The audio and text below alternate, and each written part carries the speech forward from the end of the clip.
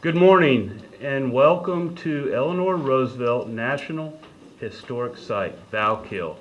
This is an honor, right? Yes.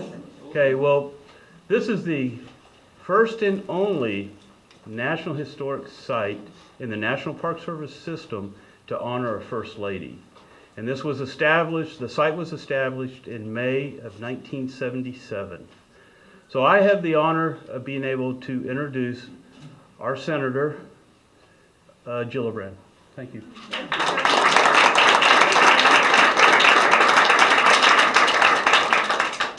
Well, thank you, Larry, for that introduction, and thank you for welcoming us. It's wonderful to be here, and I'm grateful to the National Park Service for all they do for us every day throughout the nation.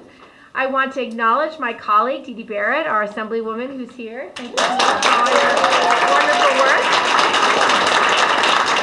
I also want to acknowledge Manuela Roosevelt. Thank you so much for your leadership. She is the chair of the Eleanor Roosevelt Valkill Partnership, as well as Dare Thompson, who's the president of the League of Women Voters of New York State, and Susan Zimmett, member of the New York State Women's Suffrage Centennial Commission. Thank you so much. Hello, how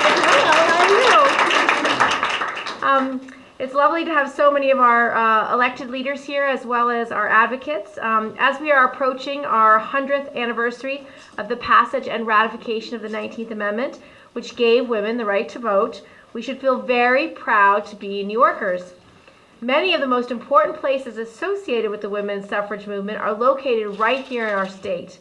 That includes the home of Susan B. Anthony in Rochester. It includes Seneca Falls. And it includes this incredible historic site we're standing in now, the Eleanor Roosevelt National Historic Site at Valkill, which was home of one of the strongest, most important, most brilliant women in American history. So as we get closer to this incredible milestone, a century of women's voting rights in America, we need to make sure that we are prepared to educate all of our young people about the unparalleled importance of women's suffrage in America's history.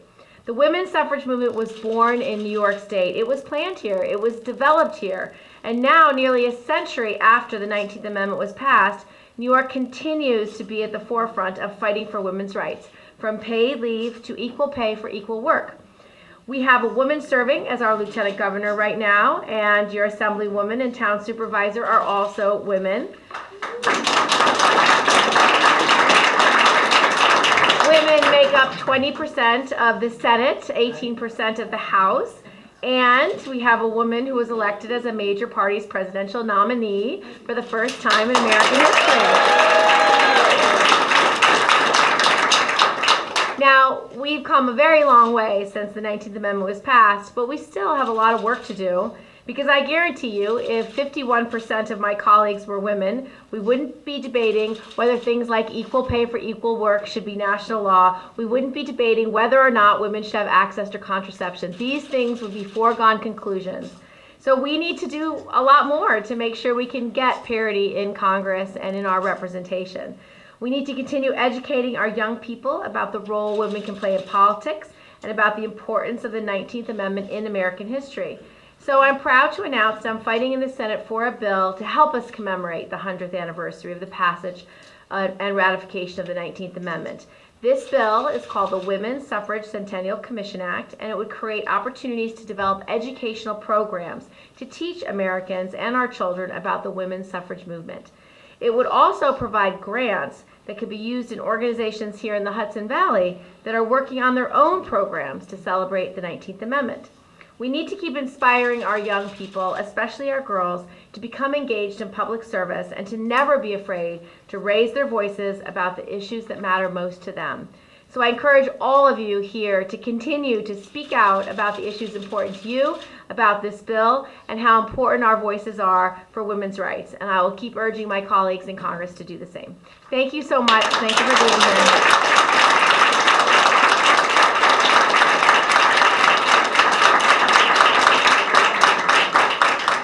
I would now like to introduce our next speaker, Manuela Roosevelt, the chair of the Eleanor Roosevelt Valkill Partnership. Welcome, everybody. You are in the Playhouse. Eleanor Roosevelt had 22 grandchildren, and on rainy days they would play in here with their toys and little cars, and David can tell you all about what the games were. Senator, we applaud your leadership and your work and that of your fellow senators and all those who will support and will be involved in the outreaching and educational work this commission will be doing.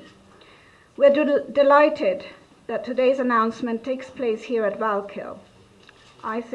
We think, no setting in New York State is more appropriate than Eleanor Roosevelt's home for announcing the establishment of this commission.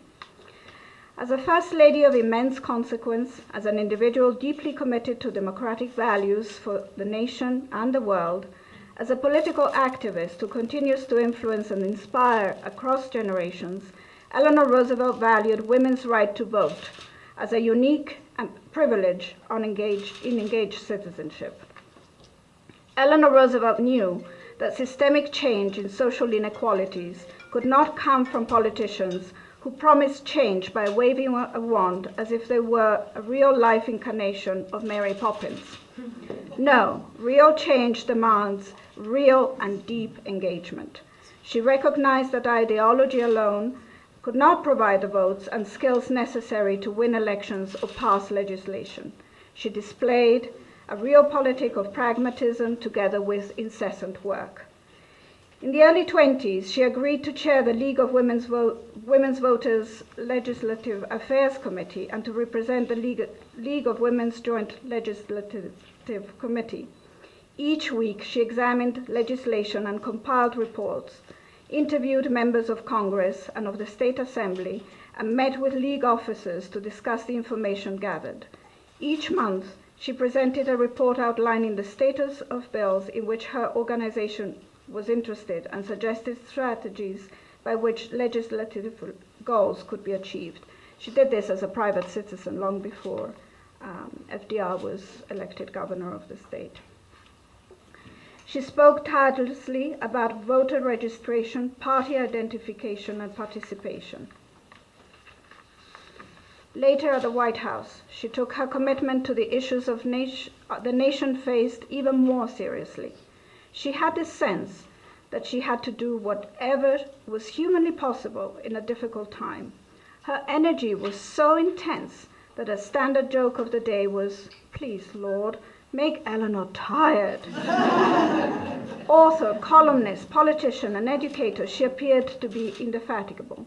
She refined the role of the president's wife, and she set the standard by which all future presidential spouses would be judged. She was a staunch believer in a political education for every young woman. This act and this commission would have gathered her strongest support, and we're very proud of Senator Gillibrand's work and announcement today. Thank you. Thank you.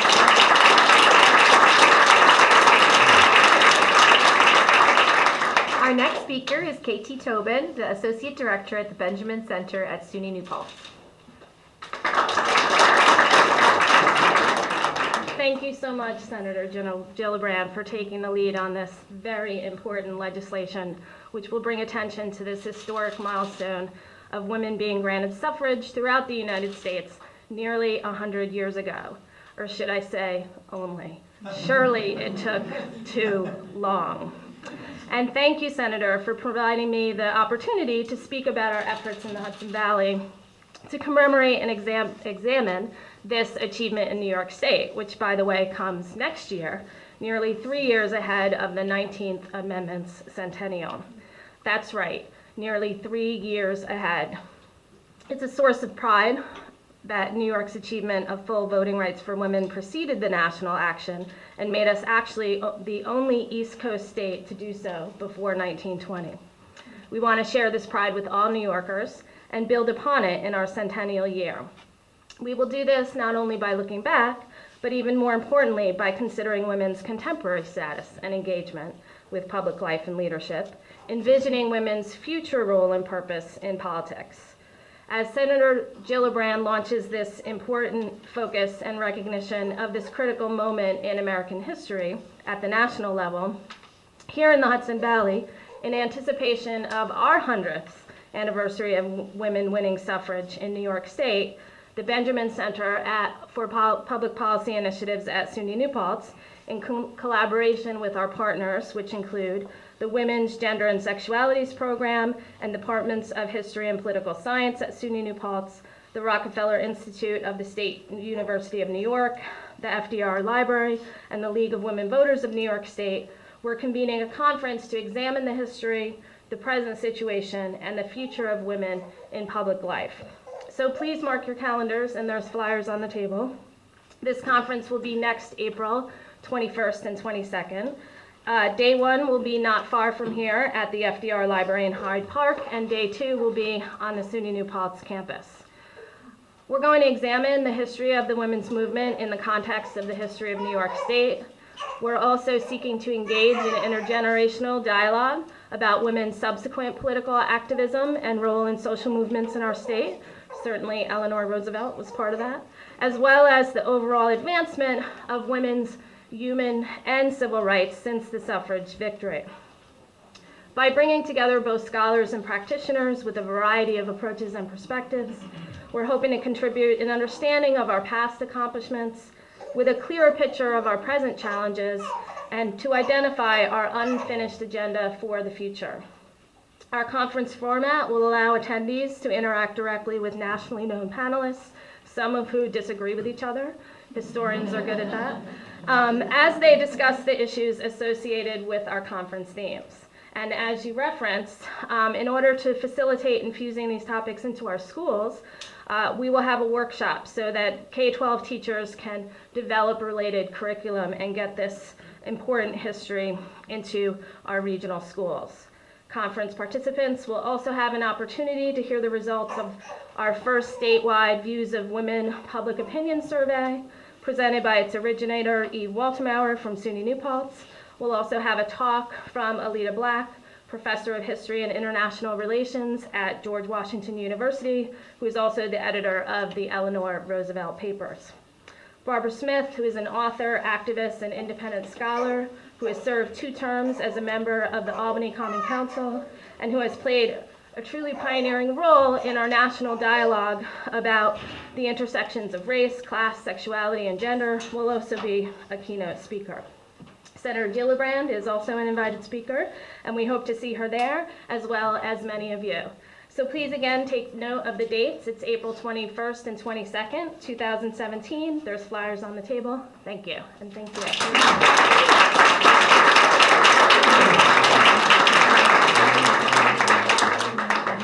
From the press, if there's any on-topic questions? No.